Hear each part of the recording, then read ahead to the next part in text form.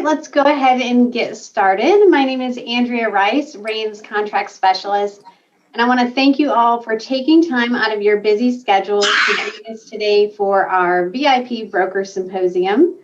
Today, you will be getting the first look at the REIN form changes that are scheduled for release on January 4th, directly from REIN Sales Managers Advisory Committee and Property Managers Advisory Committee.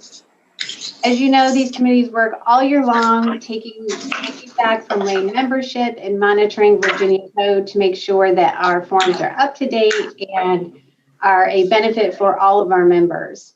After today's forms update, we will have a legal presentation from our attorneys at Kaufman & Knowles, and we will conclude things today with a year-end update from REIN's 2020 Board President, Barry Nachman.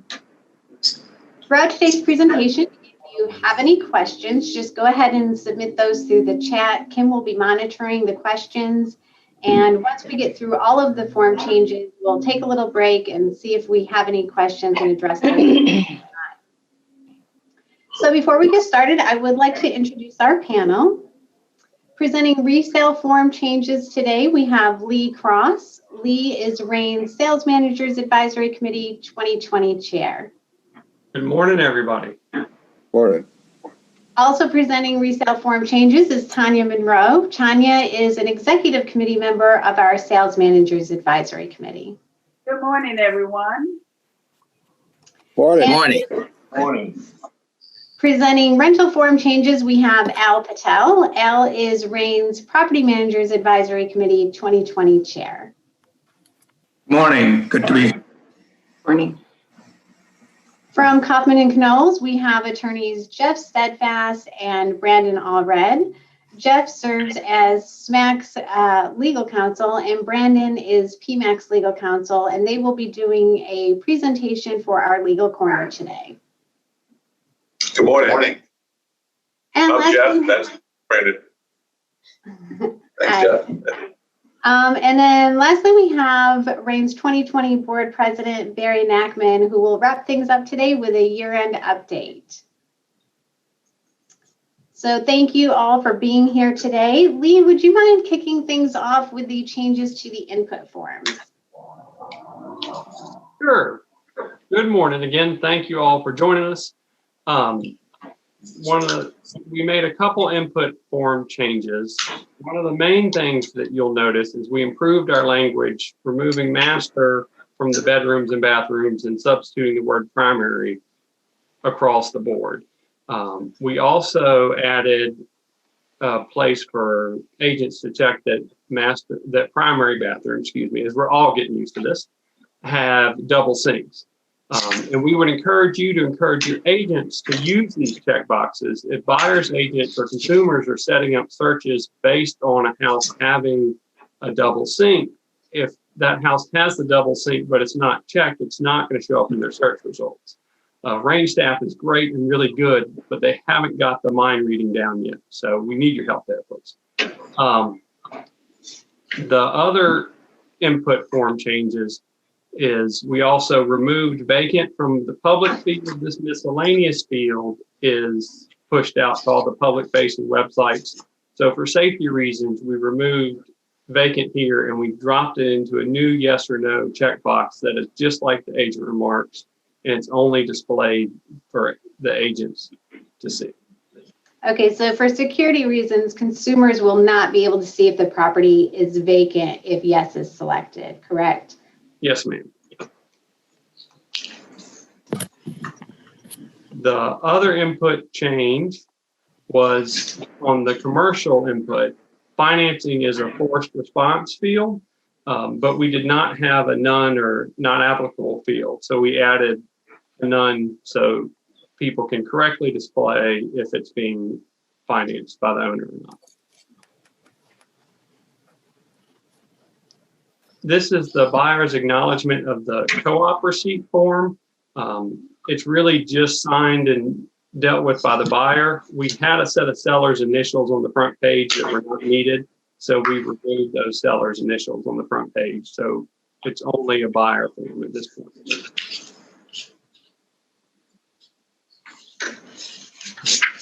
We made some changes to the designated and dual agency forms at one of our recent updates. And as part of those, we had carried forward the original formatting. We are going back to clean that up a little bit to make it more consistent. On the first page of both the forms, we're adding buyer and seller's initials, and we're removing the agent/broker initial slot on the second page. So going forward, all the dual and designated agency forms will look the same regardless, and they'll have only the buyer and seller signing and initialing on the forms.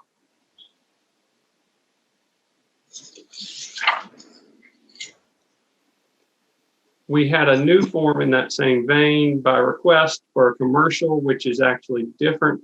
The state law says you should have a commercial designated or dual agency form.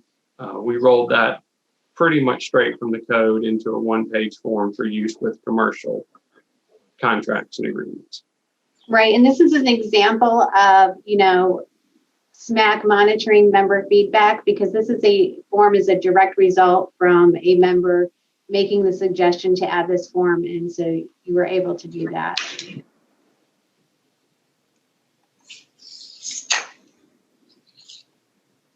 The next change is we updated a reference to deed. We don't define deed in our contracts, and this was just an old reference from previous changes, so we removed that to correct it. Really just a housekeeping change. And this change was carried out through the new construction and unimproved lot agreement as well. This is probably one of the most significant changes in the purchase agreement for this update. We've always had in the purchase agreement that the buyer has inspected the property. A couple years ago, we added what we then called a sight unseen addendum, which we have now renamed to a no-inspection property addendum. And the point of us adding this is a representation from the buyer whether or not the buyer has actually set foot onto the property. We have had instances of buyers mainly using the home inspection as a get out of jail free card when they have not actually looked at the property first and did not send in what we used to call the sight unseen and now no physical inspection property.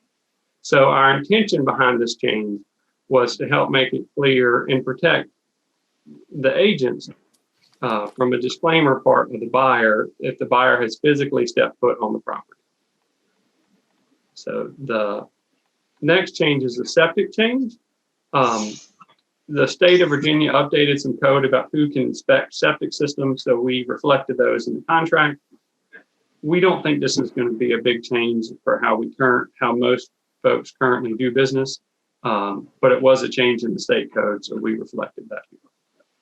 So I'm going to jump in real quick. There's a reference to a different portion of the code. You guys usually see it in the in the DPOR stuff and those, but there's a new term called an accredited septic system inspector. We opted not to go into the definitions of all that because we don't think that will come up very much, and if it does, then whoever checks the box will probably have a lot more knowledge about what type of inspector they actually have. So we felt, without going into a whole lot more definitions, we needed to give that additional information, but didn't dwell down into the nitty gritty, which would have probably not ever been used by the vast majority of y'all.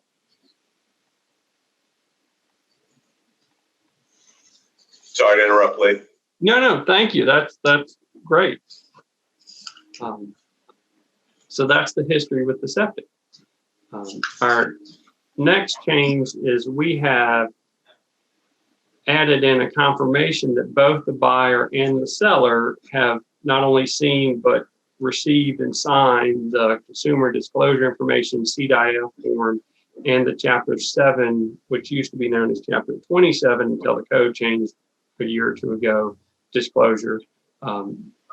We found that when listing agents were getting offers, these forms weren't always coming with them from the buyer's side. And it's an important thing for sellers and buyers, but especially buyers, to have seen and signed. So we added this in to help ensure that happens. And this change was carried out through the new construction, unimproved lot, and the standard listing as well. We removed the defective drywall representation mainly because the code changed that it is not a mandated disclosure anymore, if I'm correct on that, Jeff? Yes, sir, you are. People in Richmond were busy thinking about this one. This past, when I guess they met in the spring for a little while, and then they did it again in the summer. So we were able to shorten the contract a little bit and remove these two paragraphs. Our other change is in the dispute resolution paragraph, and Brandon and Jeff are going to talk to you a little bit about this, or a lot more about this in a few minutes. The one thing I want to highlight is that we added a sentence in here that the notice is also required to be sent to the principal brokers of the listing and selling firms if somebody wants to go to mediation. And this is the only place in all of our agreements that the principal broker has to get notice. We added that in case an agent is just sticking their head in the sand and something crazy has happened. Hopefully the principal broker will have a chance to help prevent lawsuits and potential mediations. But again, we'll talk more about this with Jeff and Brandon.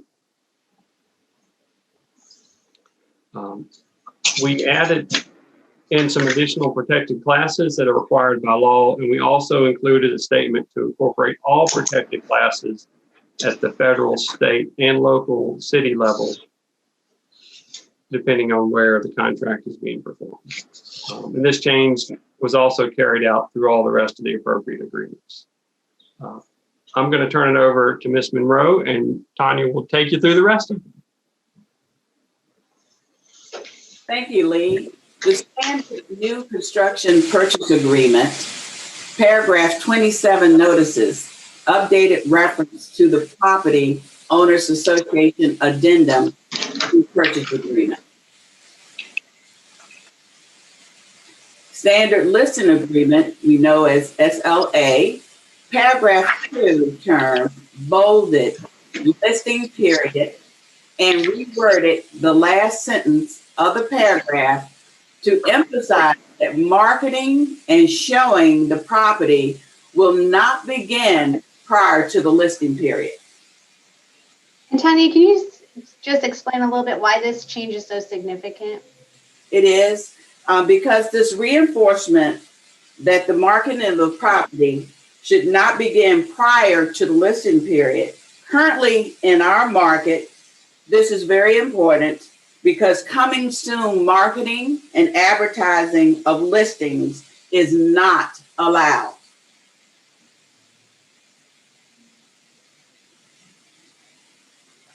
Standard listing agreement, SLA, paragraph 6, default. Remove paragraph 2 reference as it is not the corresponding paragraph for all brokerage agreements.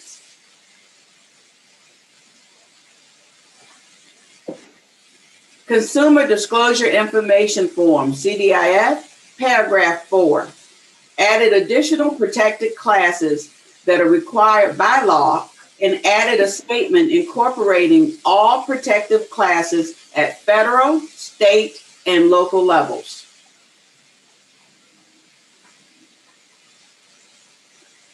Consumer Disclosure Information Form, CDIF, we have the item 16, septic tank / on-site sewage system updated the web link. Item 22D, property previously used to manufacture methamphetamine, updated web link. So Andrea does a pretty good job. In fact, she does an excellent job of trying to keep up with all the changes in the links. I'm very happy that doesn't fall on me because I don't do a whole lot of web surfing these days, but Andrea does. But if you guys see them come up, just point those out to us, and we'll try and adapt as quickly as possible. And or, even if it's in between, a period when we would typically not put out a revision, we can always put a note out to the general populace and let them know that the link changed. But we don't get notified when the links change, so it's sort of happenstance when we come across it. Sorry. No problem. The purchase price escalation addendum, PPEA, line 22, updated language for clarity. Line 28, remove the word additional. Honey, can So you explain this one, what this does? Yeah. Go ahead, Jeff. Anya, this one came from another agent and another member, and wanted to, sort of clarify that when you, it's like whack-a-mole. If you push something here, something's going to move here. So that's sort of what happens. Why don't you just walk them through how the change works? Well, basically, with this using this escalation addendum, if an increase has occurred because of the function of this addendum, and you've set a new purchase price, adjusting the loan amount and down payment may also need to be addressed as well. And that's why we have that. Thank you. Okay. Summary of Rights and Obligation, Chapter 7. This form was updated to match the Real Estate Board Property Disclosure Statement. I think a new protected class should be those who can't read that font. Yeah. Very good, Jeff. Sight Unseen Addendum, SUA, renamed No Physical Inspection Addendum to match changes to paragraph 12 of the Standard Purchase Agreement. Other minor edits were made in connection with the name change. This, if I may, if this addendum ties back to paragraph 12 of the Standard Purchase Agreement that Lee talked about earlier, property condition. Language has been added to indicate whether a buyer has physically inspected the property. If the buyer has not physically inspected the property, then this no physical inspection addendum must be executed. Ms. Tanya. I'm sorry. Okay. Go ahead. Okay. So those are the resale form changes scheduled for January 4th. Next, we will have Al Patel to cover the rental form changes. Al? Thank you. So the first change is in the rental data input. We've added, this is a brand new field, source of funds, exempt or not. It would be a straightforward form based on the choice, and Brandon can probably elaborate more on what that means.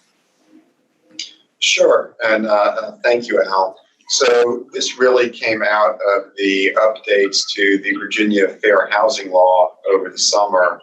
And one of the big changes was that source of funds is now a protected class. So in other words, you cannot discriminate against somebody. You can't treat somebody differently in the rental application and approval process based on where and how they earn their income. Unless, of course, it's an illegal source of income. But effectively, all income is treated the same. So as a practical matter, where this comes into play most often is Section 8 housing vouchers. So that's the general rule under Virginia Fair Housing now. There is an exception, though, and landlords who own 4 or fewer dwelling units, rental dwelling units in Virginia, can actually elect to be exempt from the source of funds protection under fair housing. So as a practical matter, if you have 4 or fewer rental units in Virginia, you do not have to take Section 8 housing vouchers. If you own more than 4 rental units in Virginia, then the exemption doesn't apply. You automatically have to respect source of funds as a protected class. So that's the question that we're really asking with this input field. And I think there's actually a little info box that you can click on as you're going through the inputs here that will give you a nice explanation of that. Andrea, am I remembering that correctly? Yes, that's correct. There will be a little informational bubble so that, if you're a little confused, click on that and that'll give a good explanation of how to complete that field. And Al, do you want to just go over briefly, for example, when someone would check yes and when someone would check no here?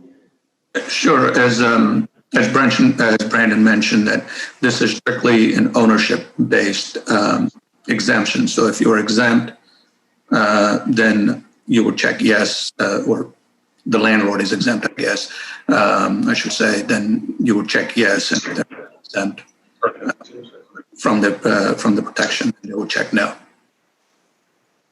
Great.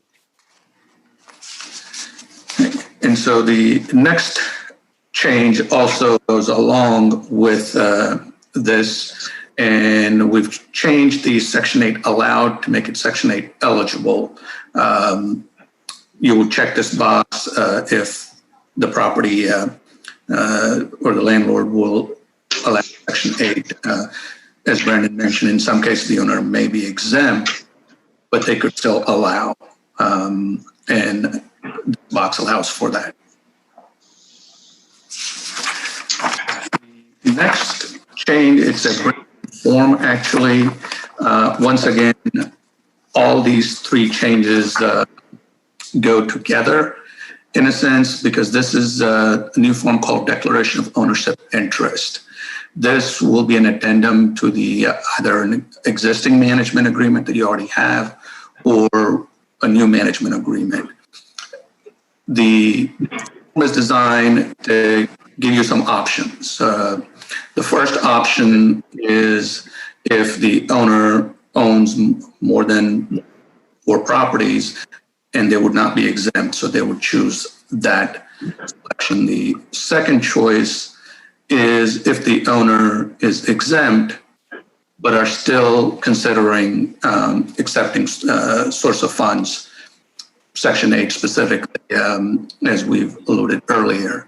So if the owner wants to accept Section 8 vouchers, but are exempt from the requirements, then they can select that. And the last choice is the owner is exempt and is not accepting Section 8, which is allowed by law. So this form, along with either a management agreement that you already have or new management agreement, will drive basically the selection of the 2 other choices we just discussed.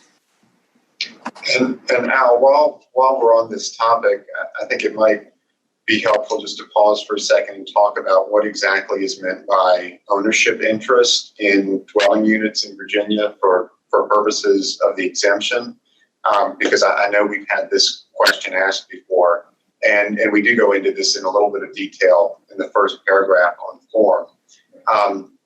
But the statute actually has a mechanism for counting dwelling units. And if you own if you own more than 4 dwelling units in Virginia, it's pretty straightforward. The exemption doesn't apply to you.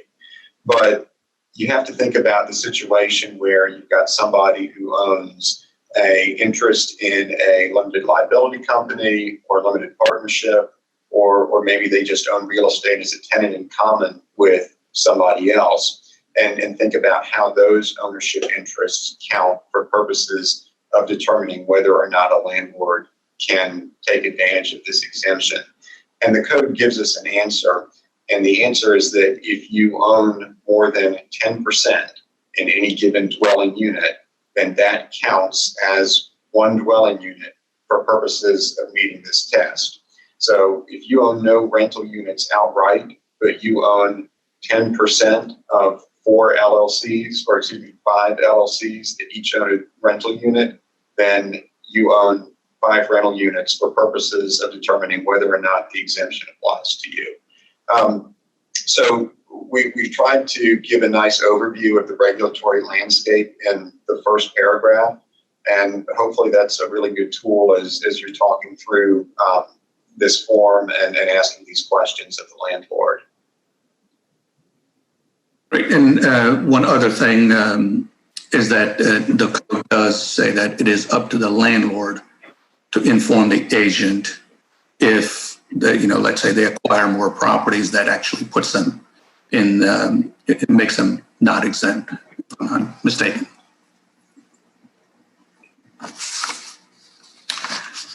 Okay, both Lee and Tanya mentioned earlier that some of these changes get derived from member feedback, and this particular one is derived directly from feedback from members. The top portion of the form wasn't really all that clear as far as using it, so we've kind of changed things around to make it a lot more user-friendly, so to speak.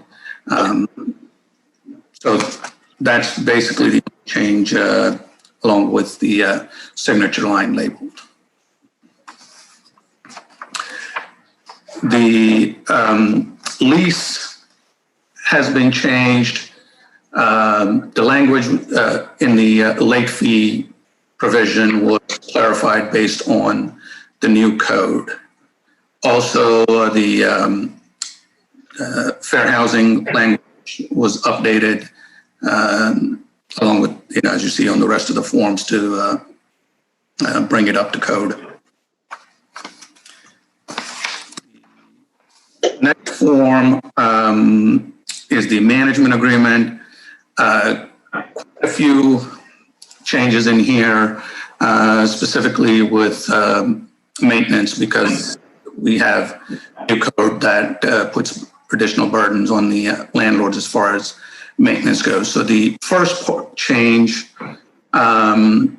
we've defined emergency, just a simple definition that allows agents to do repairs in case of emergencies.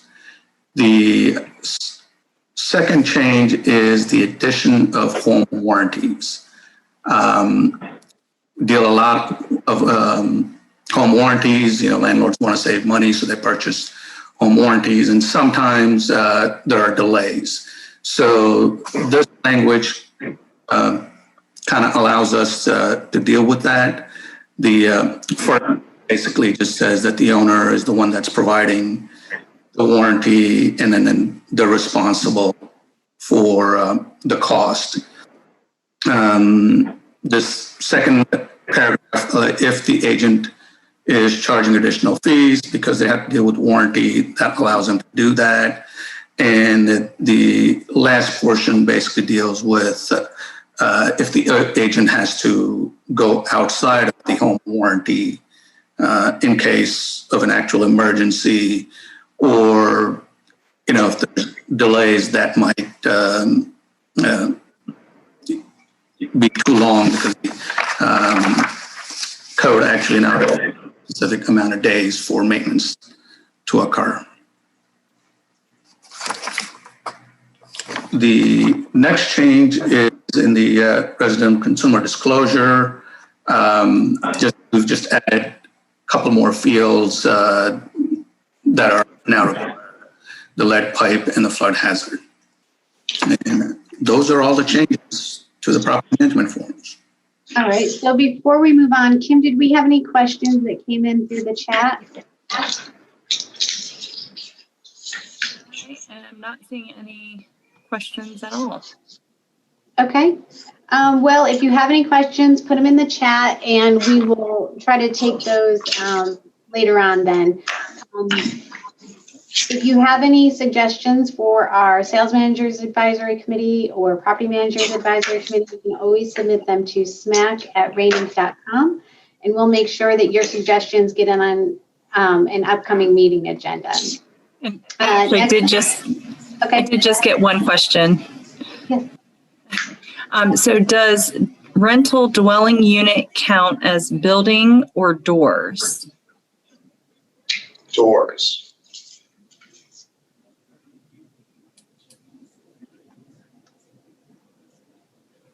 Okay, now. It's 1 to 4 residential, and so each one of the 4 is the typical way it's done with all the governmental stuff. So that'd be four rental units. So if you own one building with 5 rental units in the building, then you would own more than 4. You do not qualify for the exemption. You can kind of think of it as an apartment complex. If the apartment complex has 100 units, but it's just one building, then obviously it would not be exempt. Right. Exactly. Right. Was that all, Kim? Yes. Okay, great. So next up, we have Jeff and Brandon with our legal corner presentation. They're going to talk a little bit about the dispute resolution paragraph in the purchase agreement. So I'll go ahead and turn it over to you. Well, thanks very much, and thanks for having us. Usually we try and take this opportunity to give a quick update on anything new from a legal perspective for the real estate industry that's come out of the Virginia legislature to take effect on January 1st. But this year we actually don't have anything new from the legislature taking effect the first of the year. So given that, and given that everybody has already done such a great job adapting to COVID, for better or worse, we thought we'd take this opportunity to take a closer look at some of the changes to the purchase agreement that came out this session. And in particular, we'd like to focus on the dispute resolution mechanism, which is Section 19 of the purchase agreement. Some of you are probably already aware that this was the topic of a case in Norfolk Circuit Court over the last year. And the court actually interpreted the old language, the old Section 19 of the purchase agreement dealing with mediation. And that interpretation, at least in part, is what prompted some of the form changes that Lee mentioned earlier. So, sort of a little historical context. The original goal in inserting this was to hopefully come about with a resolution that doesn't take as long as going to court. B, save everybody some costs and expenses of having to go to court by going through a mediation. But the sort of overarching concern when it was originally drafted was that we did not want to shove mediation down anybody's throat. This language has been in the contract for an appreciable period of time. I want to say more than 10 years. And this is the first time, to my knowledge, that we've gotten any sort of feedback on it. And if you guys ever do have the contract interpreted in a case, which we hope you don't, we always hope that, as I say, you guys do what you earn your fee for, which is to negotiate around the problems and try and come out with a resolution that's good for everybody.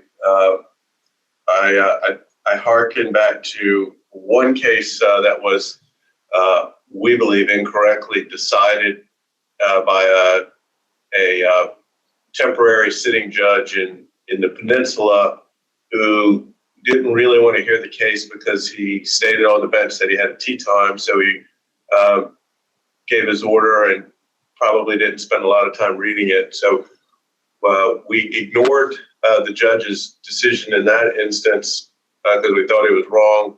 But the situation that Brandon's about to go into was a judge who took a considered amount of time, thought through the issues, gave a nice written opinion, and we were able to analyze the thought process and then go back to the SMAC committee and determine, how that ruling impacted what our intention was. And so I'm going to let Brandon sort of go through the details, but you never want them to go to court, but if you go to court, you love to have a judge who actually sat down and took the time to think through it and give us a considered, thoughtful opinion. May not 100% agree with them, but at least how they how they interpreted what we did and what we could do to make the language better. Thanks, Jeff. As Jeff mentioned, the court in this case really did do a pretty thorough job of looking at the language and the contract. I know that a lot of you have probably already heard a more detailed discussion of the case a couple months ago at the Hampton Roads Realtors Association meeting.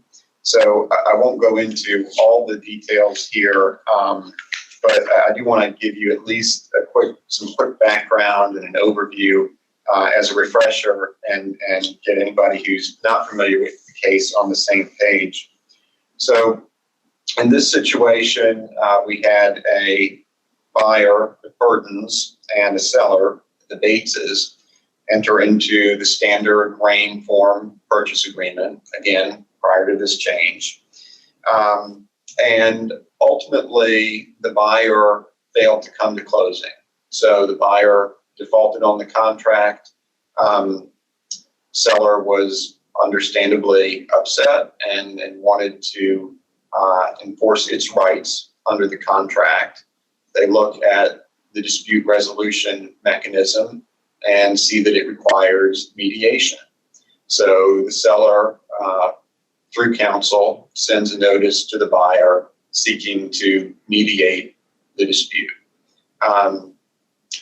There was some discussion in the case about whether the notices were properly sent or not. It was ultimately determined by the court that the notices were properly sent. But in any event, the buyer simply fails to respond to the notice. And this goes on for a couple months.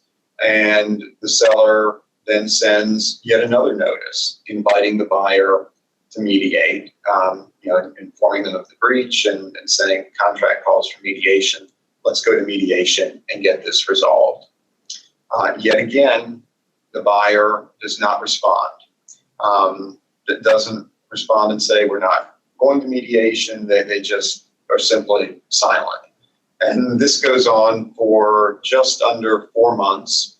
And after a total of about 5 or 6 months of hearing nothing from the buyer, despite making 2 bona fide efforts to proceed to mediation, the seller gets frustrated and goes to court and sues the buyer for a breach of contract. And that's the case that we're talking about now, and that's what ultimately the circuit court in Norfolk had to look at and interpret. And the defense that the buyer raised was that the contract required mediation, that mediation was a condition precedent to litigation. In other words, you can't bring a claim in court until you've mediated the dispute. We haven't mediated the dispute yet. Therefore, there's no basis for litigation action. And the seller responded to that and said, wait a minute. We have tried multiple times to mediate. We've done everything that we could do. The buyer refused to mediate. So the buyer really should be treated as having waived its right to mediation. It's been almost 6 months now. We should be able to get our day in court and get this breach of contract claim heard. And those are the arguments and the basic facts that led to the court's interpretation.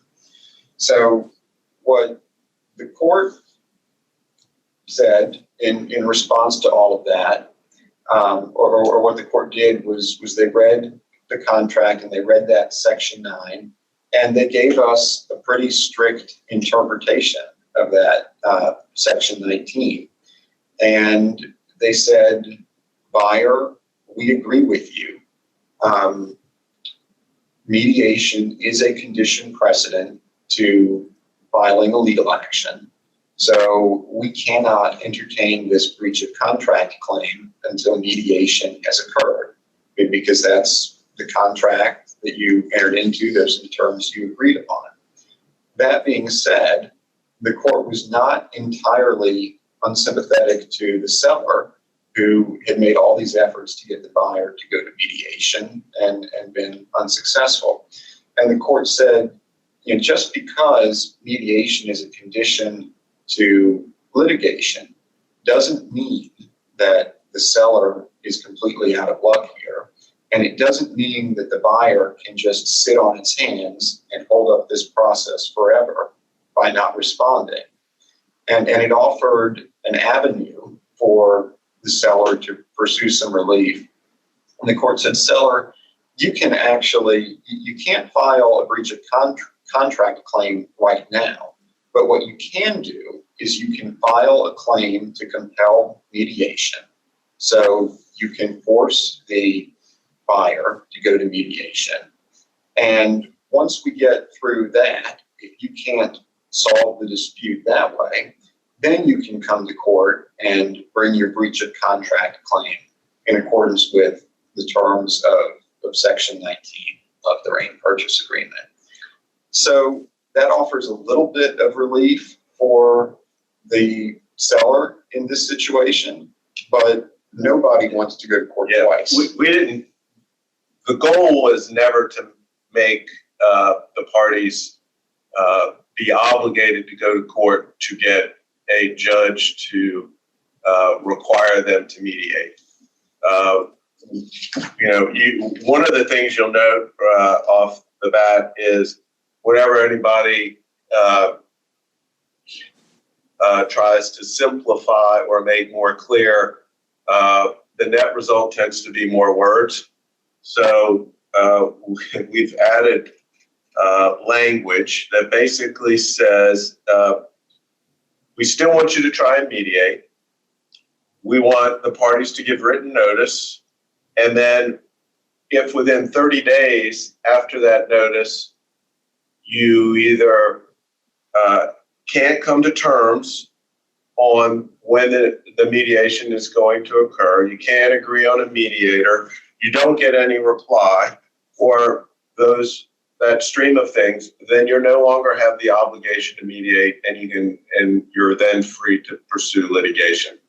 So it's sort of a halfway.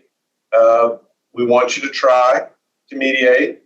We're going to lay out a mechanism to try and make you mediate, but if you don't mediate, the other side can get out and go straight to litigation, and we're not going to make you do what the judge in the Norfolk case said you could do, which is to do two sets of litigation. One if they don't comply with the request for a mediation, and you have to seek them to mediate, and then if they don't mediate, then you can litigate. So more words. Hopefully, it's a straighter path to get to a resolution. And if you have any feedback as this language gets interpreted, Andrea's email box is always open. Yes. And so, Kim, do we have any questions for Jeff and Brandon in the chat box? I just have one question in there. It's they didn't have the code in front of them, but they thought that under source of funds, there are no exemptions if a landlord engages a licensee. I'm sorry, I think we only got the end portion of that. It says, under source of funds, there are no exemptions if a landlord engages a licensee. have to look at the statute. I don't have the statute in front of me at this moment, but I'll look at it and confirm. Yeah, I don't recall any such thing, whether it's changed or not. I think it's purely ownership based now. Okay. Hey, Kim, if you send that email to Brandon, he can reply, and then you can forward it back to the member with the question. Okay. All right. Thank you. All right. So thank you, Brandon and Jeff. Some great information. And now we are going to wrap things up today with a year-end update by REIN's 2020 Board President, Barry Nachman. Barry, I'll turn it over to you. Thank you, and very quick thank you to the SMAC and PMAC committees and our legal counsel for trying to keep us all straight here. We do appreciate it very much. My desktop wasn't working properly on my green screen in the back, so I'm kind of looking sideways on my iPad, so apologize for that.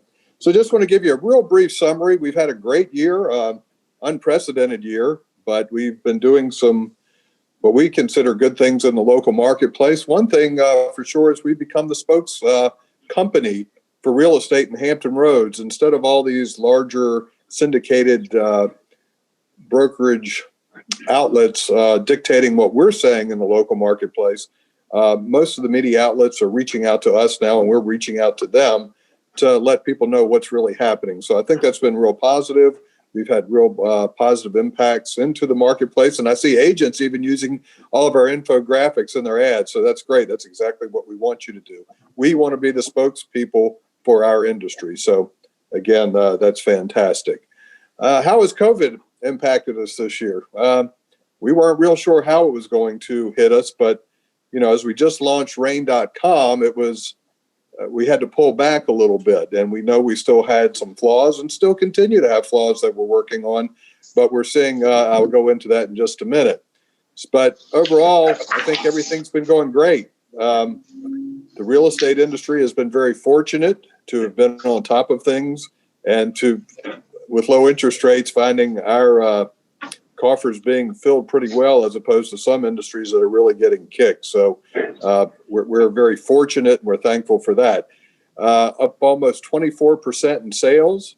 Sales prices are up or just below 14%. Our listings are down 40.8%, but as I just said in a recent quote, numbers can be very deceiving and it looks negative, but we had almost 3,000 listings last month. They just happened to go under contract very quickly. So we're finding, I think, approximately 1.6 months supply of inventory. And of course, we know some of those are either not the best properties or way overpriced. If it's a decent property, it's going to move, and we've all experienced that. So I think we don't have a lot to complain about here. Can't complain at all. What about REIN MLS? We have 585 new agents. We had a little dip in March, April timeframe. May, we couldn't get people licensed, but it's picking right back up again. And what can we say? 23 new firms joined this year. We're still training 300 to 400 people a month, all virtually, of course. We are not open at REIN, but I think more people now, just like we're doing today, find it actually a little bit easier, maybe not as engaging sometimes, but a little easier to get to training. So I think it's the new norm. We have remote meetings, we continue with curbside lockbox service and offer remote and virtual training and education for pretty much every subject that I think we have, if I'm not mistaken. So what about REIN.com? That's been our big initiative. It's been an initiative in our background now for over 3 years, working on building this. So we're the local source for free leads, and free is important. Hopefully that your agents are finding that we are a source of leads, and we can keep promoting outside sources, and that's fine. We're not telling them how to run their business, but this is giving back to those of you who are actually providing the information. Please take advantage of it. Please support REIN.com if you can. I talked to some in the real estate industry that use REIN and still have no idea what REIN.com is. I guess they're just not really engaged other than what they're doing. But again, for your people, take advantage of it. We don't take anything from it. We don't even take leads. So no one here at REIN monitors what's going on other than the numbers. So no one touches anyone's leads. It's all yours. And hopefully you find that helpful. Don't forget to input your rentals. We're getting the most response, of course, from rentals. As most in property management know, rentals are always off the charts. So keep doing it. We had over 500,000 unique users so far. Not bad for a little local website that we're hoping to continue to grow. Made almost 39,000 connections. We've engaged with 13,891 people who have asked for information, looking for directions, and so on. Average time spent on the market, and this may not mean much to many of you, but those of us who are forced to study this because of our positions, time on site is over 6.5 minutes. That means people are looking and are engaged. So we think we're doing the right things. We can be better. We know that, and we're trying to do so. But to get 6.5 minute engagement from anybody in their short time spans, thinking spans these days, we think it's pretty good. Over 1 million sessions so far. That's people engaging on the site. So we're going to continue, and this is important to us to continue. We've been on TV. We've been in the newspaper. We're on the radio. We're out there. We're getting out there all the time. I've never thought I'd be on TV or the radio so much this year, and certainly not as Nancy May comes after me every month to get her market update and put it in there. And I got to stop everything I'm doing right away. Got to have it now. So we're getting it out there, and we're trying to, again, not be overly optimistic, because that puts a false sense as to what's going on out there. I don't believe in that. I don't believe in all the puffing right now. There's a lot of people that are still hurting. We're all very fortunate, but we don't want to knock down those who are looking at us and saying, wow, look at those daggone real estate people making their $1 million clubs and all of that. We need to be tempered a little bit, but nonetheless, we need to be encouraging. And I think that's been our attempt this year, at least mine anyway. And we're also sponsors of holiday music on 2WD 101.3 this season. A lot of people do listen to that. We have the REIN report, and we may expand that out to go on to some of the news stations during the weather forecast, so they can always get the REIN report every day.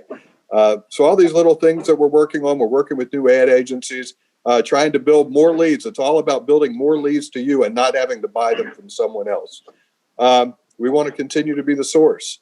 And we have a great staff. You see what all these people are doing. SMAC and PMAC are hard at work continually and continuously trying to make sure we stay on top of things. We find these legal findings that were never a problem before. Now all of a sudden someone does delve into it and says, hey, by the source of the law, everybody's entitled to their due diligence and to make sure that they're protected based on our rules. So that's the good stuff. We always figure it out. Again, I want to thank everybody for being here, taking your precious time today during the holiday rush at the end.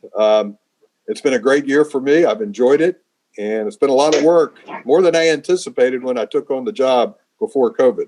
But staff has been very helpful to me. Everybody has jumped right on in there. SMAC and PMAC have just stayed on top of it, never stopped when we needed new forms to cover COVID and when we didn't know. So again, I thank all of you, and I wish all of you a very happy holidays, and that's all I have. Thank you. Thank you, Barry. And thank you to everyone who presented today. And as a special thank you for all of those of you out there watching who attended, keep an eye on your inbox, because we do have a virtual goodie bag that you will be receiving. You should get that this afternoon. And among other things, it includes a complete summary of all of the changes we discussed today, as well as complete red lines so that you can get your agents ready for those changes coming January 4th. Also in the goodie bag is a special training piece that our training department put together, designed specifically for REIN brokers to help save you time and money. And you will also get the first listen to REIN's limited series podcast called REIN Check, where I sit down with members of SMAC to talk about the COVID-19 forms. So again, thank you to our panelists, and thank you all for taking time to join us for our VIP Broker Symposium. And have a great rest of your day.